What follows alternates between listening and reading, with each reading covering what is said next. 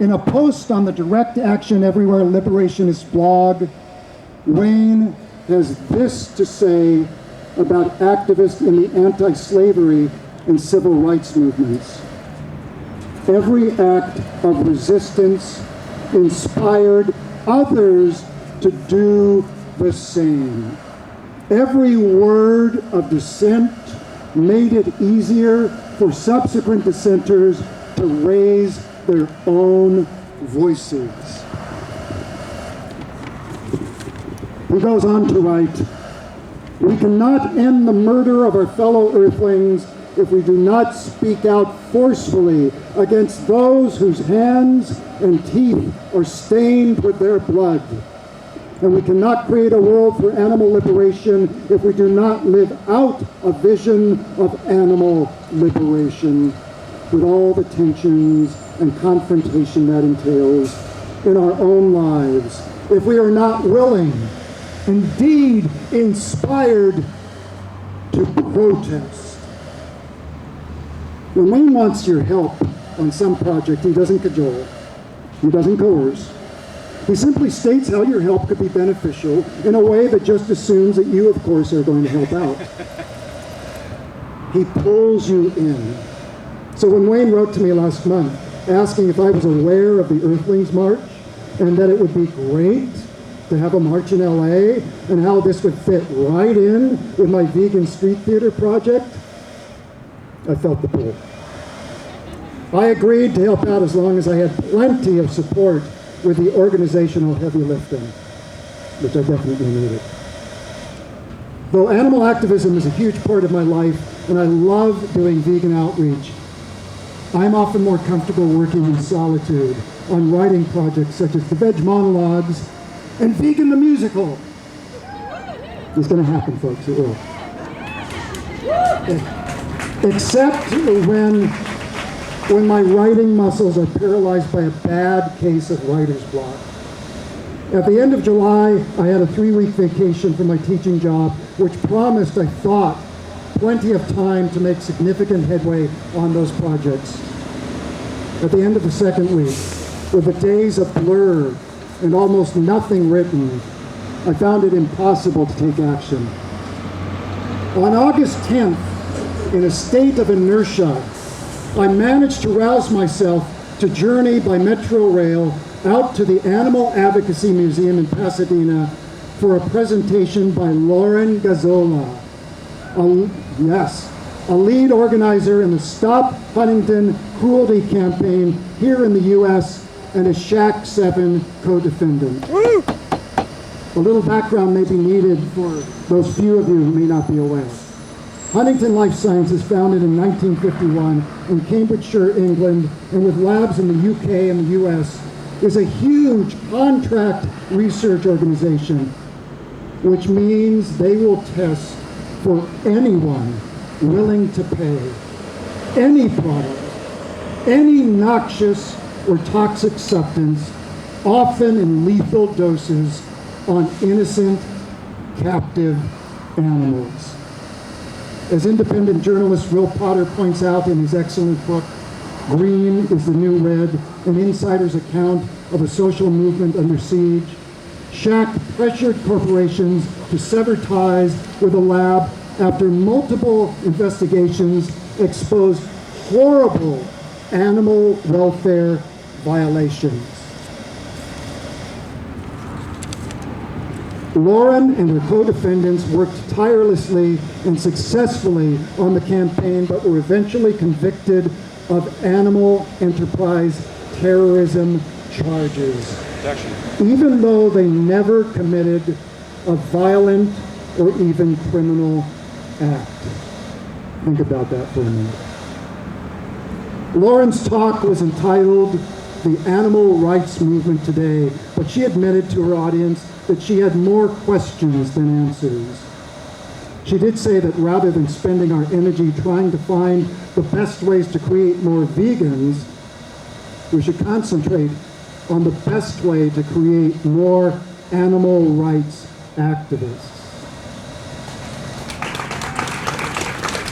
Now, As someone whose primary form of activism has been vegan outreach leafleting, this really shook me out of my torpor. I balked at first at her comment, but the more I thought about it, the more it made sense. Getting people to go vegan is a given.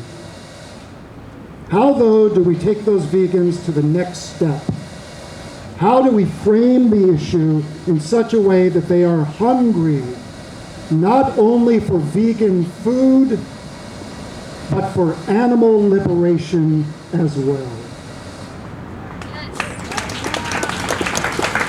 How do we get them to see that animal rights is the biggest social justice issue of our time?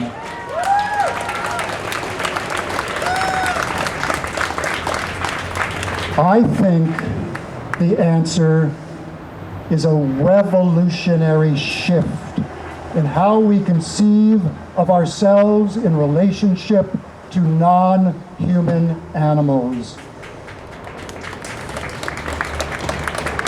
It is essential, I believe, that we open our eyes to the fact that all sentient beings on this planet are indeed Earthlings.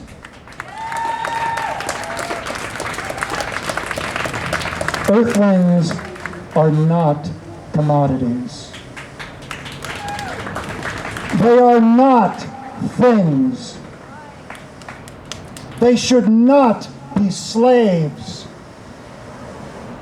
Earthlings are living beings, subjects of a life, each one of us with an interest in staying alive, in avoiding pain, in experiencing pleasure, joy, companionship, comfort.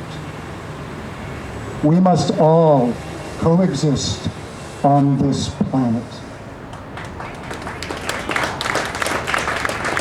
Just as it is imperative that human beings must stop battling and killing each other, we humans must stop waging war on our fellow Earthlings, the animals. We must stop causing them needless pain. We must stop seeing them as means to our own ends. We must stop global warming, environmental destruction, poisoning the water, polluting the air, raping the land, not just because of the negative consequences for humans, but because we are defiling the home of our fellow Earthlings.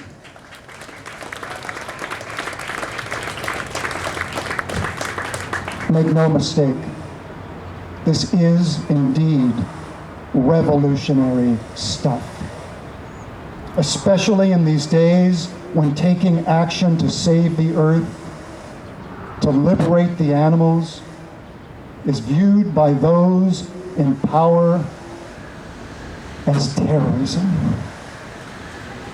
But it is absolutely necessary, now more than ever, to open our eyes to what is happening and take action. As Will Potter writes at the end of Green is the New Red,